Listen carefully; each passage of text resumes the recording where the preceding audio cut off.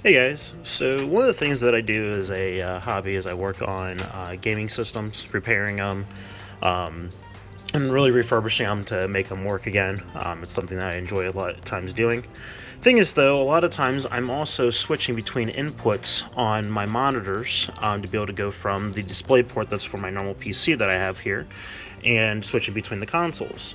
And if I power on this Xbox 360 I have sitting here next to me, the problem is the display's not going to switch because it already has an input coming in from the PC that I have here. So in order to switch it, I have to press this button twice, and then press that button once to go ahead and switch the input over to the HDMI for the Xbox. And so one of the things that I want to do is I want to make it so that I just have to press one button and then have some type of a microcontroller that's going to go ahead and press those buttons for me, so I no longer have to do the two button press and then the other one to switch the input to the other display input. So stay tuned, and we'll kind of talk about how we're going to achieve that. So this here is an ATtiny 85 that I got from DigiSpark. It has the ability to be programmed over USB. I'm personally not a fan of that, and since it is an ATtiny 85, which is really just a very small Arduino, I'm actually going to use a custom ISP programmer that I built. So this is a Arduino Nano that I cut the reset trace going to the ISP header, mapped that to pin D10, and then also added a 10 UF capacitor there between reset and ground to prevent the actual programming of this chip. That was also done after I flashed the Arduino as ISP firmware to this. This will connect to this little clamp that will clamp onto the ATtiny85 microcontroller we have here. And then we'll go ahead and look at the code and see what we're doing actually to make this be able to press two different buttons distinctly on the monitor. So this is a look at the actual code that we'll be uploading to the ATtiny85. And I'm going to go ahead and explain what each of these lines does. So at the beginning we have our constants. This allows us to easily identify pins without actually having to memorize pin numbers. So we're defining a status LED, our input toggle switch that we're going to connect to ground, and then we're going to have our two outputs, which will be pressing the two output buttons. The first thing we want to do is we want to set the toggle switch status to 0. That is a modifiable variable because we're going to be able to change that later on in the script. And then we're going to do our pin setup. So the one thing that's going to be different here is that we're doing an input pull-up instead of just an input on switch 1 I1, which is our toggle switch that we're going to be using.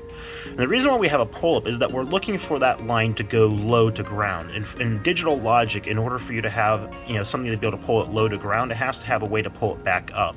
And so what we're doing is we're bringing that back up to 5 volts each time, and then each time you press the button, it ties it to ground. There's an internal resistor to that of the Arduino.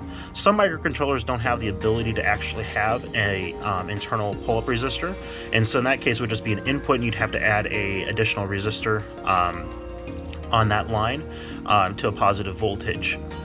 And then at the bottom we have our loop area of the script, and this is what is constantly running in a endless circle on this, and what it's doing is it's first going ahead and reading the state of I1. So every time that this loops through the program, it's going to look for the status of our switch. If our switch has not been pressed, it's not going to go low because it's going to be staying high due to it being an input pull-up. So it's going to fall down the else category that we have here at the bottom, and at that point it's going to keep the two outputs high because when we press the button on the monitor, we're actually connecting that button to ground. So we're going to keep those two buttons high, and then we're going to keep our status LED low. So the status LED will be connected to ground and it will not be turned on. Now in the event that we press the button and it's connected to ground, what will happen is we're going to toggle our first switch to bring up the input select menu. We're going to bring the switch low to connect it to ground. We're going to turn our LED on, and then we're going to wait 400 milliseconds. We're then going to write that high and then wait. So we're going to do our two button presses. So this is button press 1, button press 2, button press 3 on the second button because we're on output 2 at that point. And if we're still for some reason holding the button, there is a little bit of air checking here where we have this while digital read switch I1. So if it is looking for the opposite of that line being high, so it's looking for that being low, if it's still low, it's going to be stuck in this bracket here. Pretty much just sitting there doing nothing until that button is unpressed. That way, if you're holding the button, it just doesn't keep on pressing the buttons over and over and over again. So that's a little bit of air checking we've added in there, and that's pretty much the actual program. Now over here to my right, I have the Arduino hooked up. We have our ISCP header that we have. This is a custom Arduino Nano that I have with the D10 connected to where reset used to be. And then we've got our clamp down here to the ATtiny85. And what we're going to do is we're going to go ahead over here to our Arduino ISC. And we're going to go ahead to the tools menu. We're going to look, and I have a added library to add the ATtiny microcontrollers. We select the ATtiny85. We're using the internal 16 megahertz clock. And then my Arduino Nano is on port COM7, and then we're using a programmer of an Arduino as an ISP. At this point, we can go here and hit upload using programmer. It's going to compile our code, and then we'll see here over on the right that the Arduino goes ahead and communicates that data to the ATtiny, and our ATtiny is now programmed. So now we're at the point now where we can go ahead and pull this monitor apart and take a look how we're going to actually wire this up. So I've got the monitor apart, and I've also gone ahead and removed the button panel from the bottom of the display. And we have here the two buttons that we're going to be tapping into. The thing is, though, I don't want to tap into this board because this is kind of nicely flush underneath the monitor and such. So what I'm actually going to be doing is finding out where these pins go on the actual main PCB for the monitor. But one of the things we have to do first is we have to go ahead and find out what logic level that the system is running at. Sometimes logic levels are 1.8 volt, 3.3 volt. And the problem that we're going to run into is the ATtiny85 has logic levels at 5 volt. And so what we need to figure out is what logic level we have, so we can calculate the correct resistance that we will put between the ATtiny85 and the display. Okay guys, so I have the monitor apart right now.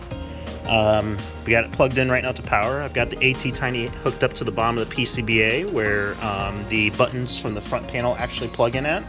So this is the same buttons. So I press this one, press this, and then press that.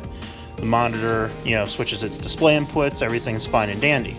Now, one interesting thing is that I found the only VCC line that I could actually use, it controls the circuit board. What's interesting is each time the device resets, it actually shuts the ATtiny off, and I can confirm now that it's actually working properly. And so if I tap these two wires together, you'll see 3 distinct blinks, and the third blink, the monitor shuts out the power source, and it changes display inputs, and we are working. So let's go ahead and get this back together.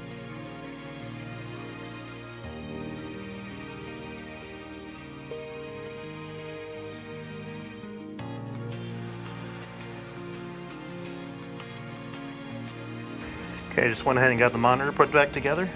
Simply just went ahead and put a standard push button switch right through the Kensington lock hole. So let's go ahead and get it on the mount and let's try it out. So now we got our monitor back on the mount, and so I'll put it back together. And what we're going to do is we have our Xbox 360 powered on. And what we're going to do is we're going to go ahead and press our new button that we have on the back of the monitor. You can see that it's going ahead and switching the video input. And now we are going to be to the input of the Xbox 360. So if I go back here, I press that button again. See, it presses those buttons in the same combination. We are fully working. Appreciate you guys taking a look at this video today. If you guys have any questions, feel free to comment them below. The code I'll be posting in the comments as well. Thank you for watching. Like, subscribe, and see you next time. Thanks.